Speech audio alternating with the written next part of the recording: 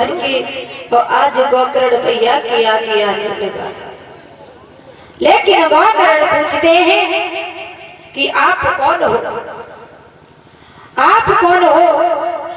लेकिन वो धुंधकारी रोने के सिवा कुछ बोलता नहीं था, रोने के सिवा कुछ बोलता नहीं था। आज जैसे ही गोकर्ण ने अंजलि में जल लिया है, सूर्यदेव का ध्यान किया है, तो आज वैसे ही धुंधकारी रो रो करके कहने लगा है, भैया आपने बहुत समझाया लेकिन हमने आपके कहने पर नहीं आए। आपका अगर कहना मान लेते तो भैया हमारी मृत्यु ना होती तो आज में भयानक बहुत नहीं बनते, भयानक बहुत नहीं बनते। भैया आपने बहुत समझाया लेकिन हमने वैश्यों का पीछा करना नहीं छोड़ा है। आज वैश्यों ने मेरी मृत्यु की है तो इसलिए भैया में भयानक बहुत बने हैं। भैया कुछ उपाय हो आपके पास में तो भैया मुझे कहीं स्थान दे दो। आज जैसे ही गोकर्ण ने अंजलि में जल लेकर के सूर्यदेव का ध्यान किया है, वैसे ही जब बताया है तो आज गोकर्ण ने कहा है कि अगर आप अपनी भलाई चाहते हो, आप अपना स्थान चाहते हो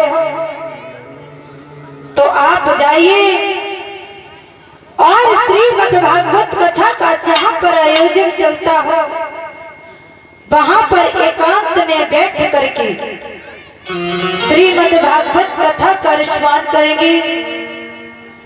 और जैसे ही आप कथा सुनते जाओगे वैसे ही आपके जन्म जन्म के पाप क्षय होते जाएंगे। बोले भैया मुझे स्थान तो दो। तो आज गोकर्ण ने अपने भैया धुंधकारी को एक सात गांठ के बल्ले में और काला झंडा बांध करके और पांडाल से बाहर लगा दिया, जहां पर श्रीमद् भागवत कथा का आयोजन चलता था। वहां से बाहर लगा दिया। कहा है बेटा आप एकांत में बैठ करके कथा सुनोगे,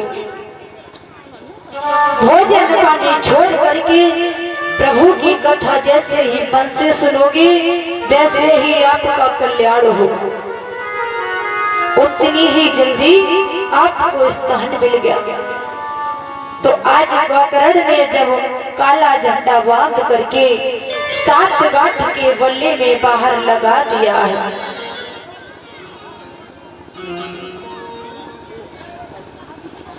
तो आज जैसे ही प्रथम दिन की कथा को सुना है तो उस वल्ली की एक गांठ टूटी है, तो धुंधकारी की एक जन्म की फंद टूटी है, एक जन्म के कष्ट छूटे हैं। दूसरे दिन की सुनी है कथा तो दूसरे जन्म के कष्ट टूटे हैं। ऐसे एक दिन की नहीं बल्कि सातों दिन की कथा सुन के सातों गांठें जब छूट जाती है वैसे ही धुंधकारी का कल्याण होता है। आज गोकर्ण की तपस्या से स्वर्ग से विमान आया है और धुंधकारी को विमान में बैठाल करके और ले जाता है।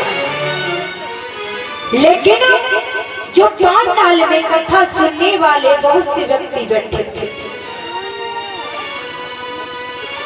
भक्त कहने लगे हैं, व्यक्ति कहते हैं कि कथा तो हमने भी तो सुनी थी लेकिन हमारे लिए विमान क्यों नहीं आया है, और धुंधकारी के लिए क्यों विमान आया है। गोकर्ण ने समझाया है भैया, धुंधकारी के लिए इसलिए विमान आया है कि इसने बहुत से पाप किए थे, वैश्यों का पीछा किया जो कर्म न करने वाले थे, धुंधकारी ने वो कर्म किए थे। और भागवत की कथा को भी सुना तो आप लोग दिन में कथा सुनने के बाद में भोजन भी करते थे, पानी भी पीते थे, लेकिन धुंधकारी ने अपना स्थान नहीं छोड़ा, भोजन नहीं किया है, जल नहीं पिया है, मन से भगवान की कथा को सुना है, तो इसलिए उसने पाप किए थे। इसलिए भगवान की कथा सुन के उसका कल्याण हुआ है, उसका उद्धार हुआ है, तो इसलिए उसके लिए श्राप से विमान आया है। और कहते भी हैं कि भगवान की जहां पर कथा चलती हो, कथा सुनने के लिए आओ, घड़ी दो घड़ी के लिए आओ, लेकिन मन तन धन से आओ। ऐसा ना हो भैया परीक्षा जी महाराज, ऐसा ना हो भैया तो यहाँ बैठे रहे मूर्ति की तरह लेके मन घर पे रखो है, जरा सी देर बैठो लेकिन मन तन धन से यहाँ पर बैठो। हम नहीं कहते हैं सुबह से शाम तक बैठे रहो, जो भी कुछ बैठो ऐसा मत करना। बहुत सी माताएं हैं कि घर से आ जाती हैं, बड़ी बूढ़ी माताएं, और घर पे अगर बहू रह गई तो ये सोचेंगे ऐसा ना हो बहू हमारे घर में कुछ ढूंढत ना होगा, हमारे रखो, ऐसी होती हैं, ऐसा मत करना।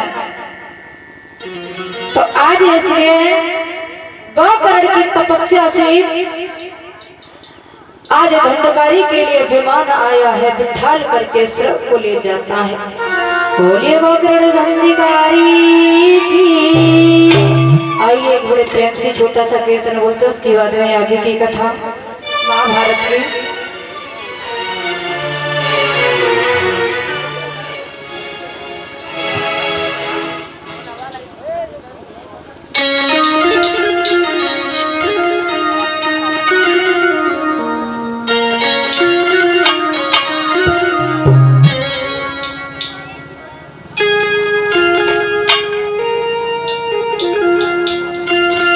और शरीर हम बोलेंगे बड़े प्रेम से, भगवान कन्हैया कहते हैं राधा के लिए।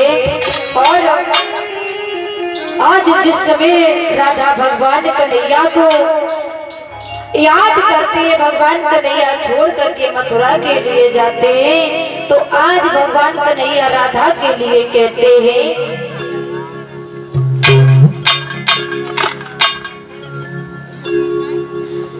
कि